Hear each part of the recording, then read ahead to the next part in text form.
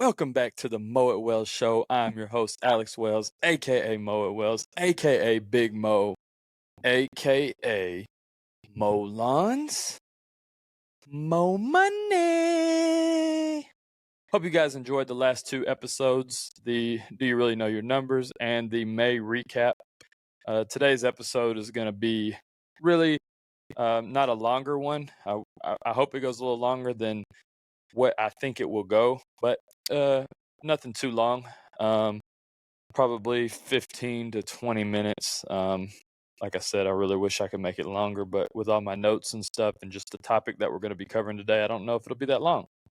Anyway, this episode is going to be about, are you really in the lawn and landscape business? Now, let's think about that for a second. What is a lawn and landscape business? Lawn and landscape business provides lawn mowing, lawn enhancements, landscaping, trimming, landscape installs, stuff like that. So that's the business that we're in, right? Or are we? And the point of that is, the point of me asking, are we really in that business, is because we're not really in that business. We're not in the cutting grass and landscaping business.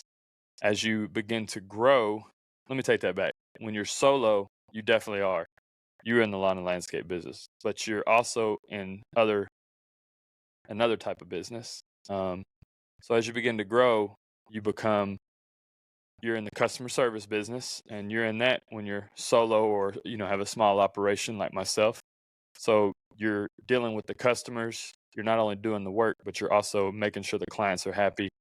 You're making sure that everything you said you were going to do, that's getting done to the best of your abilities, and they are satisfied with the work you are doing.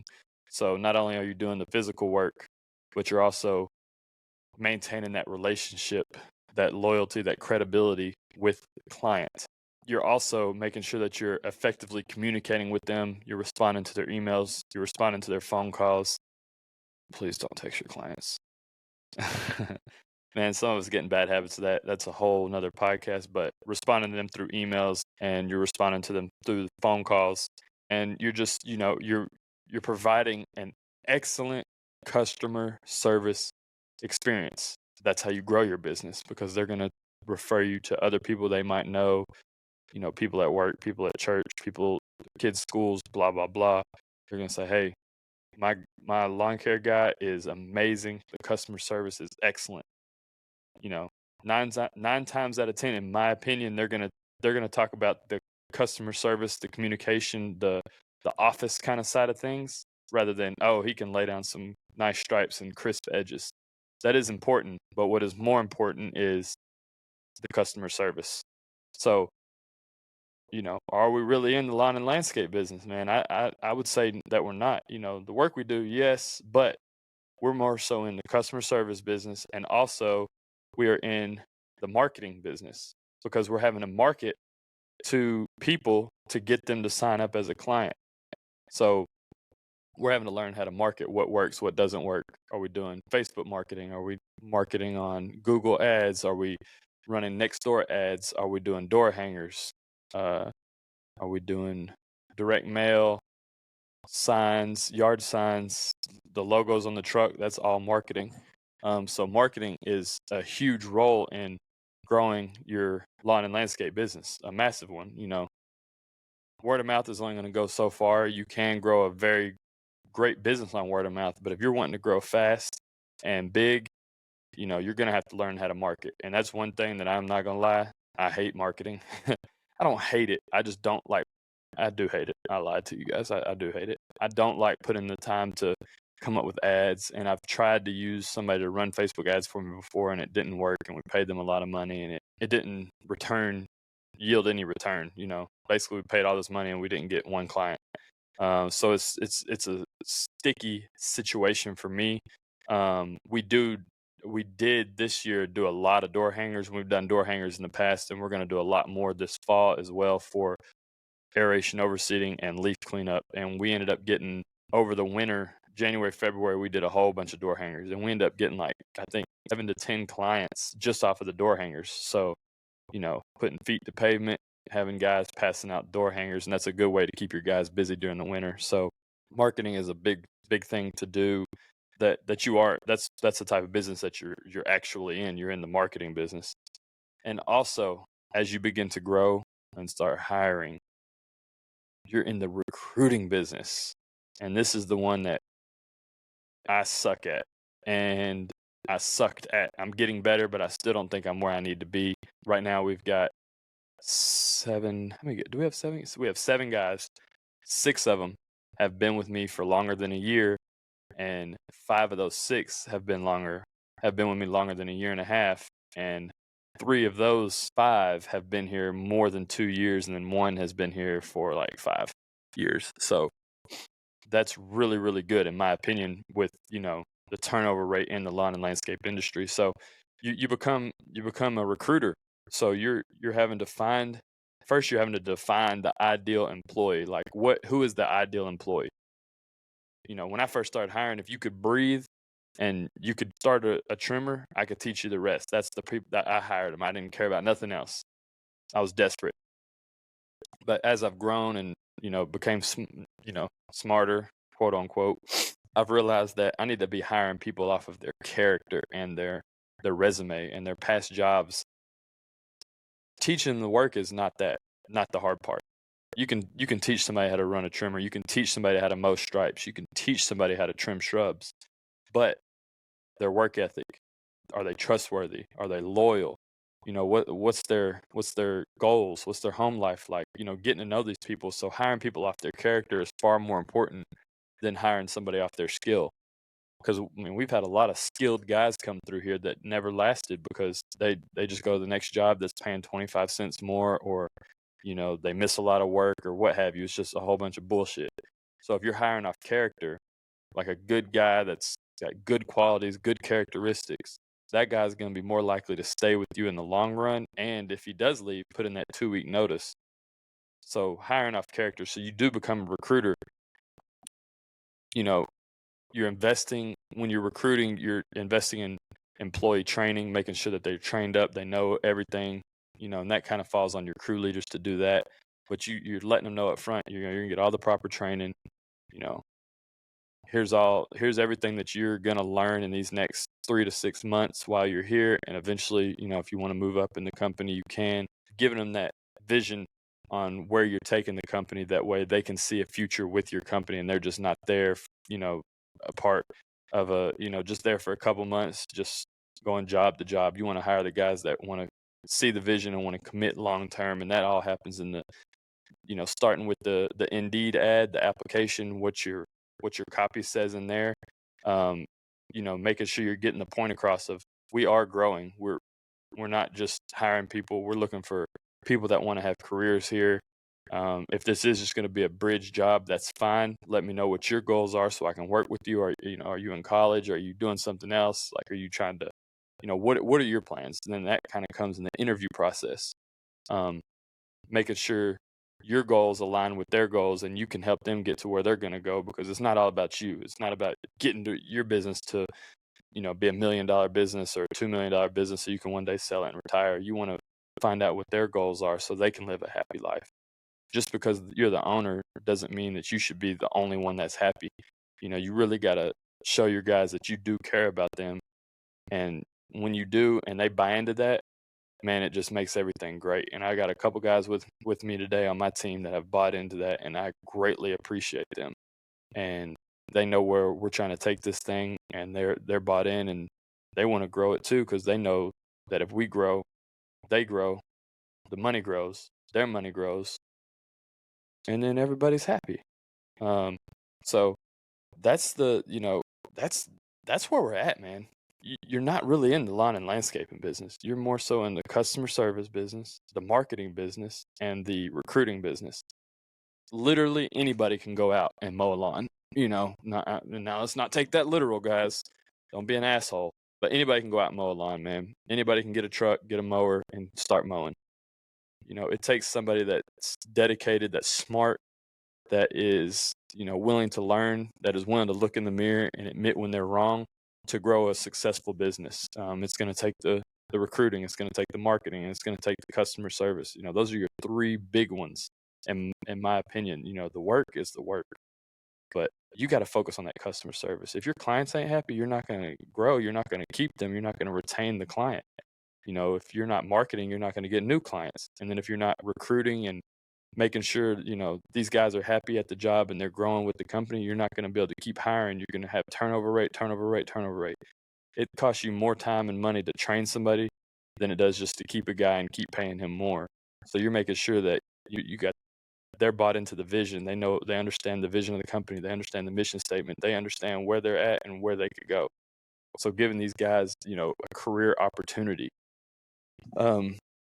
Man, that was way faster than I thought it was going to be. That was only 11 minutes, man. Now I feel like we got to talk about something else. But, I heard this on a Alex Hormozy podcast, and he was talking, about this, and I thought, man, that'd be a great topic for my podcast. So I, did a little bit of research, typed up some notes, and this is kind of what I came up with is, figuring out where you want to take your company and then figuring out what you're really in. What problem are you trying to solve? You're solving a customer service problem because they don't want to mow their own grass, so they're calling you to mow it.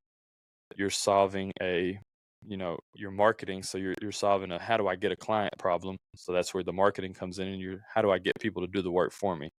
You're recruiting. So when you're starting off solo, if you're in your first, second, third year and you're still solo and you do want to grow your company and you do want to have a couple different crews and you do have your exit plan, these are some of the things that you need to start thinking about and taking more serious, making sure your customers are happy, that they're referring you to other clients, that they are leaving you a 5-star review, getting your marketing going. Like, what's your marketing plan? What's your budget? Do you have your truck lettered up? Do you have your shirts? Do you have everybody looks the same? Do you have door hangers? Do you have a good website? Do you have a Google My Business page? Do you answer your phone? Do you call people back? Those are all things that are very, very important to get to where you want to go. And then recruiting the employees, that's probably the hardest one out of the three, in my opinion, is getting people.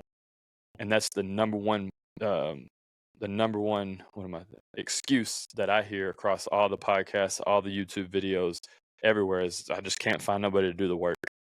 Can't find nobody to do the work. Man, that is bullshit. Now, it's not easy, but if the big companies can do it, McDonald's can do it, like we were talking about in the other podcast, you can do it. It's going to take some time. You got to figure out what's the formula to finding these guys, hiring them, and what's the formula of getting them to come to work every day and staying for a long time, more than 1 year, more than a season. And a lot of that is you got to find winter work, man. Especially, where we're at, we don't get no snow. So our winter work is different than if you're up north, what their winter work is. Because if you have snow you can rely on, that's going to keep some guys busy. Down here, I'm trying to figure out ways to get them hours in January and February. That's why we do our bi-weekly winter visits for all our properties. So at least they're going to do something every single day. And then we're trying to pick up, clean out jobs and stuff like that. And then try to get our mulch done in the January and February. So they're getting those hours in, pruning the crepe myrtles, all that good stuff. So it's setting your business up. Do it on the front end when you're kind of just starting. So it makes that transition as you grow and you're getting, you're starting to see some success. That way you already got the systems in place. You already know what you need to do. And you're not just doing the mows. You're not just mowing 60 yards and then you don't have nothing to do in the winter. And you're like, oh, well, what I do is I just work really, really hard in the spring, summer, and fall, and then I take the winter off. Well, yeah, that's great if you're by yourself. But what happens when you start hiring people? Then now you got to figure out how you're just going to lay them off. Then you're never going to keep that same guy, unless they have a second job or something like that, where the deal is, hey, you're only going to be working with me from, March through October, and then I'm going to lay you off, or you're going to go work your second job, and then you're going to come back and work with me, and we're just going to keep doing that. If you've got that deal worked out, then that's great. That's amazing. But if you don't, man, I promise you're not going to be mowing grass at 65, 70. You just ain't going to be doing it. So start thinking about that now, man. Like I told you guys when I on 2 episodes ago, I think it was, when I was talking to that guy that was wanting to sell me his business. I actually went and met with him today. So he had a list of, I think, 45 yards that he wanted to sell me. I think it was 45. It might have been 55. I don't know, 45 or 55. The initial asking price, he was like, "Man, I want to sell it to you. I'll sell it for 45,000." That's came with a mower, leaf vac, a couple leaf blowers, trimmers, the basic equipment, and then these 45, 55 accounts. So, I'm asking him questions. I'm like, how many of them are on contract? How many of them are weekly mows? What's the minimum? Blah, blah, blah, blah, blah. So, I said, I don't want anything that's not on, that's bi-weekly. Absolutely will not take it. I'm not even going to entertain it. And then I don't want anything that only gets mowing. So he revised that list from 45 or 55 properties down to, wait for it, 11 properties. So he went from asking $45,000 for these 45, 55 yards to narrowing it down to 11 properties. 11. So this is what I'm telling you guys. You got to have an exit plan, because those weekly mows, those don't mean shit to me. There's nothing I can do with those. Nothing. I'm not taking them.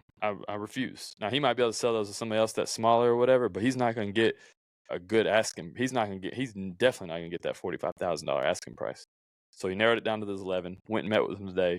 We went and looked at all 11 properties, and now I'm gonna then I know the pricing that he's got on them all. So he was definitely under on some of them. So what I'm gonna do is I'm gonna estimate all those properties out. Like they just call me and say, "Hey, we want a quote." So I got the 11 properties, went and looked at them all. I'm gonna do 11 different contract estimates for 12 months for, all the ones that he had the stuff included. I'm gonna do the same exact thing.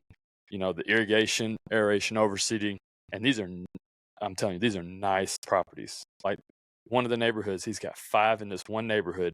I think there's a total of maybe 37 or 38 houses in this neighborhood, one way in, one way out, and it's one of the nicest neighborhoods in our area. It's on the mountain. I mean, nice. These are huge houses, $1 million houses, and he's got 5 in there, and he's under on some of the prices, and he's had them for 15 years. And I want those 5 bad, because this is a super nice neighborhood, man. But I'm like, well, heck, I wonder he's got them. He's underbid them. He had some at 65 for $1 million house, 65 of them, and they've got decent sized yards. Anyway, that's beside the point. So I'm gonna send him those and be like, hey, this is where I'm at. If you can get your clients to sign this 12-month contract with me, I'm gonna give you X. So if I give him I don't even know the numbers. I'm just throwing this out there because I haven't done all the math on it yet. But say it's a $500 a month contract. So I'm gonna say, hey, if they sign this, then I'm gonna pay you $1,000 for this specific one, or whatever number that we end up agreeing on. That way he can make some money off of it. I'm gonna end up making some money off of it, and then it's gonna be in my hands to make sure we do a good enough job so that they re-sign, and then we'll extend them 3 years. We'll get them to sign a 3-year contract. That's what we're kind of doing now. That's a whole other podcast. Anyway, so that's where we're at. So this guy went from asking me for 45,000 to, I'm gonna be honest with you, I'm probably not gonna offer him anything over 10, because some of them I don't even want. One of them was 2 fire stations. One was right there smack middle of town, 5 minutes from the previous yard. Had really great route density with the 11. They were all within like a 2-mile radius or something. But then the one, there was this part of this firehouse was 17 minutes away, and he had it at $100 a cut. It was just junk grass, way off the beaten path, and I was like, no, there's no way. I don't even want that one. The main one was for like $1,250, and I was like, man, I wish there was some way I could get this one without taking that other one. And with what I would have to charge for that drive time with 3 or 4 guys, it wouldn't, there's no way that they would renew that contract. So, I don't want to see you guys in that situation. And we talked, I was with him for about 3 or 4 hours today, and we were talking. He was like, yeah, I didn't set myself up to sell it. I never set myself up. I always was just thinking, the next year, the next year, the next year, and then all of a sudden I'm turning 50 and I'm just beat up and I can't do it anymore. So he, 15 years he did this and never thought of, well, what happens when this happens, or what's my exit plan? He never put that into perspective. When you're 20, 25, even 30, early 30s, you're not thinking about what am I going to do when I'm 50, 55. Some guys are, some guys aren't. I am. I thought about that a long time ago because I saw, growing up, seeing my dad and seeing what he went through. He's still working to this day. He's, turning 60 and still works kind of a quote unquote labor job. And it's beat him up, man. It's beat him up. And he's told me multiple times, I'm going to work to the day that I die. I'm going to have to. And I don't want that to be me. And I damn sure don't, I don't want that to be you guys. Nobody should have to do that. But it's the choices you make now that are going to determine the outcome and your future. So start planning for that exit, man. I'm telling you, it's so important. Some of you guys listening in are in your early 20s, man. I know you think you're going to be able to do this forever. You're not really thinking about it. The money's so good right now. You're just mowing, going home, going the next day mowing, doing it all over again. You're not really thinking about your future like that. But it's time to sit down, put pen to paper, and come up with a plan. And if you guys have any questions about that, feel free to reach out to me on, emailing me, moatwells@gmail.com, or DMing me on Instagram, moatwells show. I would be happy to answer any questions that you might have about creating this exit plan, or, hiring, marketing, anything. Man, like I said in the last episode, man, I ain't going to sell y'all shit. I'm not going to sugarcoat nothing. I've made so many mistakes in my business, and I'll tell you every single one of them. I'm not here to tell you that I've got it figured out, because I don't. But I'm better than I was yesterday, and I'm better than I was last year, 2 years ago, 3 years ago, 4 years ago. So you might be where I was 2 or 3 years ago, and I can say, hey, here's the mistakes I made, and I can save you a lot of money and a lot of headache. So that's what this is for, man. I'm just speaking to my younger self. That's all I'm doing. So I hope this guy, jeez, I hope this helped you out, guys. Short and sweet episode. Wish I could have went longer. Thought it was going to be a little longer, but my notes, I didn't have enough detail in them.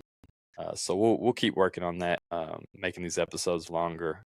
That's the ones I enjoy listening to. And I feel like you just get more out of them because you can just hit play, get in the groove, and mow the lawn you're working on, or if you're on like a driving, have a nice long episode without having to find something else to listen to. So I appreciate you guys, man. So hit me up on Instagram, Mo Wells Show. Give me that little follow. Subscribe to the podcast on YouTube, Mo Wells Show. So all these are video as well. If you want to see my beautiful beard, that would be great. And if you have any questions, hit me up, man. You guys know what it is. Mo lawns, mo money. See you guys on the next one.